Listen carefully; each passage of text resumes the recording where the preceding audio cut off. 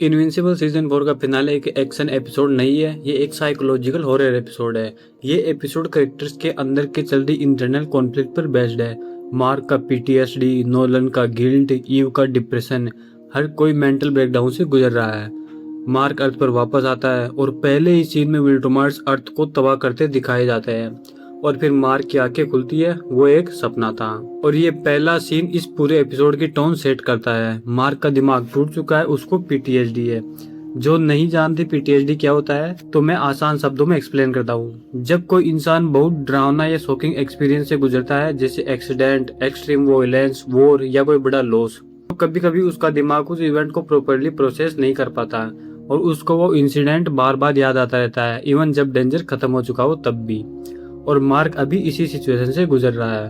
उसको हेलुसिनेशन आ रहे हैं और थ्रेक अभी भी जिंदा 37 विल्ट्रोमाइट्स के साथ। तो आज की वीडियो में हम इनविंसिबल के सीजन 4 के फाइनल एपिसोड के बारे में डिटेल में डिस्कस करेंगे, scene by scene hidden details के साथ। और सीजन 5 को कैसे इस एपिसोड के थ्रू सेटअप किया गया है उस पर भी बात करेंगे, तो इस वीडियो को एंड तक जरूर बने रहना। तो अब शुरू करते हैं। इस एपिसोड का नाम है don't leave me hanging here, जो मल्टीपल कैरेक्टर्स पर अप्लाई होता है। मार्क अर्थ को थ्रेक के हवाले नहीं करना चाहता है, पर उसके पास कोई और ऑप्शन नहीं है। नोलन डेबी से फॉरगिवनेस चाहता है, पर डेबी रेडी नहीं है। एलन कोएलिशन से चाहता है कि वो उस पर ट्रस्ट करे, पर काउंसिल उस पर कुछ ज्यादा ही प्रेशर दे रही है, जिसके लिए वो रेडी नहीं है। एपिसोड शुरू होता है थ्रेक और विल्ट्रोमाइट्स के अर्थ पर लैंड करने से, और वो सब अर्थ को डिस्ट्रॉय करने लगता है। पर तभी मार्क की आंखें खुलती है। ये सब एक सपना था, हेलुसिनेशन था, पर ये सिर्फ एक नाइटमेयर नहीं था। ये मार्क का पीटीएसडी है। मार्क ने अब तक काफी कुछ झेला है। सीजन 1 में ओमनीमैन ने उसे फिजिकल के साथ साथ मेंटली भी तोड़कर रख दिया था। फिर एंगस्ट्रॉम ने, फिर इनविंसिबल वॉर हुई जिसमें करोड़ों लोग मार गए, और मार्क उन सबका जिम्मेदार खुद को मानता है, क्योंकि अगर वो पहली बार में ही एंगस्ट्रॉम लेवी को मार देता तो ये सब कभी नहीं होता। इसलिए इस सीजन में उसने होल्ड बैक करना भी छोड़ दिया था और वो अपनी फुल फोर्स के साथ एनिमीज पर अटैक कर रहा था।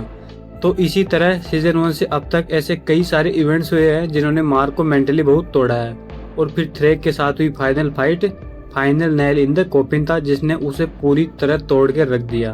थ्रेक पहला ऐसा कैरेक्टर है जिसके सामने इनविंसिबल की लाचारी साफ साफ नजर आती है, क्योंकि यहाँ पावर गैप ही इतना ज्यादा है जैसे कि एक चींटे के सामने एटॉमिक बॉम्ब ले आओ।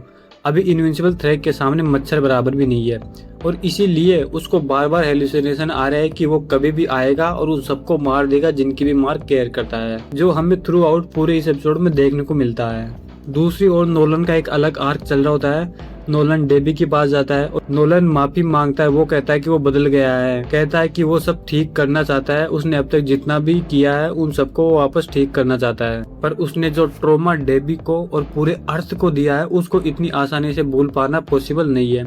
डेबी उसको वहाँ से जाने के लिए कह देती है। मार्क ईव से मिलता है। मार्क तो पीटीएसडी से सफर कर ही रहा है, पर ईव भी डिप्रेशन में है, क्योंकि उसको लगा था कि शायद मार्क अब वापस कभी नहीं आएगा, इसलिए उसने अबॉर्शन करा लिया था और अब उसको उस बात का गिल्ट हो रहा है। तो इस तरह मार्क और ईव दोनों की मानसिक स्थिति कुछ ज्यादा ही कॉम्प्लिकेटेड होती है इस एपिसोड में। फिर सीन कट होता है कोएलिशन पर। एलन अब कोएलिशन का हेड है थेडिस के मरने के बाद, पर यह पोजीशन कंफर्टेबल तो बिल्कुल नहीं है। कोएलिशन के बाकी लीडर्स एक मीटिंग में एलन से डिमांड करते हैं कि बाकी सारे विल्ट्रोमाइट्स कहाँ हैं, उन्हें ढूंढो और सबको खत्म करो। पर एलन ये भी जानता है कि ओमनीमैन और मार्क और ओलिवर ये सब भी विल्ट्रोमाइट्स हैं, पर ये अच्छे हैं। पर कोएलिशन के बाकी लीडर्स ये सब मानने को तैयार नहीं है। वो चाहते हैं कि सभी विल्ट्रोमाइट्स को खत्म कर दिया जाए, क्योंकि जब तक हर एक सिंगल विल्ट्रोमाइट खत्म नहीं हो जाता तब तक यूनिवर्स कभी भी सेफ नहीं होगा। एलन इस मीटिंग को एंड कर देता है डिप्लोमेटिकली, पर इंटरनली वो जानता है कि ये पोजीशन उसे एक दिन ऐसे काम करने पर मजबूर कर देगी जो शायद वो करना नहीं चाहता, और ये सेटअप सीजन 5 का सबसे बड़ा कॉन्फ्लिक्ट बन सकता है। एलन, मार्क का बेस्ट फ्रेंड, एक दिन उसके अगेंस्ट खड़ा हो सकता है कोएलिशन की वजह से।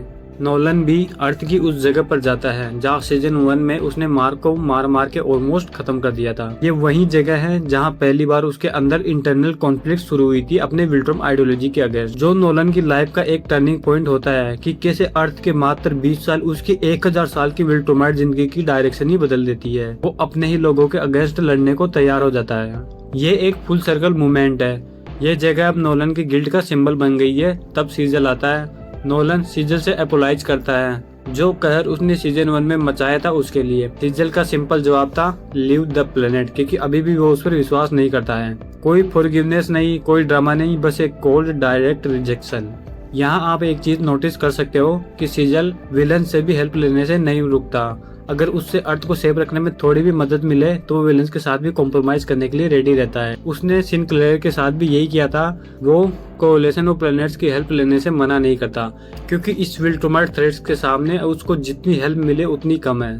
और फिर एंड में इस एपिसोड का, इस पूरे सीजन का बिगेस्ट मूवमेंट, मार्क फ्लाई कर रहा होता है अपना दिमाग शांत करने के लिए और अचानक उसे थ्रेग दिखता है। पहली बार तो उसे यह लगता है कि उसका हेलुसिनेशन है, जैसा कि उसको थ्रू आउट पूरे एपिसोड दिखाया गया है। मार्क को हमेशा ये लगता रहता है कि कभी भी थ्रेग या कोई विल्ट्रोमाइट आएगा और उन सबको मार देगा जिनकी भी वो केयर करता है।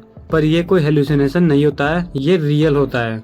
मार्क रेडी हो जाता है फाइट के लिए। वो थ्रेग पर अपनी फुल फोर्स से अटैक करता है, पर एज एक्सपेक्टेड थ्रेग पर उसके अटैक्स का कुछ फर्क नहीं पड़ता। थ्रेग कहता है कि अब सिर्फ 37 प्योर ब्लडेड विल्ट्रोमाइट्स बचे हैं, पर इतने भी मोर देन इनफ है पूरी अर्थ का एग्जिस्टेंस मिटाने के लिए। और थ्रेग एक डील प्रपोज करता है कि हमें अर्थ पर रहने दो सीक्रेटली, इंसानों की तरह। हम अपनी रेस रिबिल्ड करेंगे क्वाइटली, किसी को भी पता नहीं चलने देंगे, और अर्थ भी सेफ रहेगा, और हम अर्थ के किसी भी मैटर में इंटरफेयर नहीं करेंगे। और मार्क की वजह से करोड़ों लोग मारे जाएंगे। मार्क के अंदर इंटरनल कॉन्फ्लिक्ट शुरू हो जाता है। वो बिल्कुल भी इस डील को एक्सेप्ट करना नहीं चाहता था। वो इनिशियली रिफ्यूज करना चाहता था, पर उसके पास कोई और ऑप्शन नहीं था। और थ्रेग से जीतना तो वैसे भी इम्पॉसिबल है, तो वो ना चाहते हुए भी ये ऑफर एक्सेप्ट कर लेता है।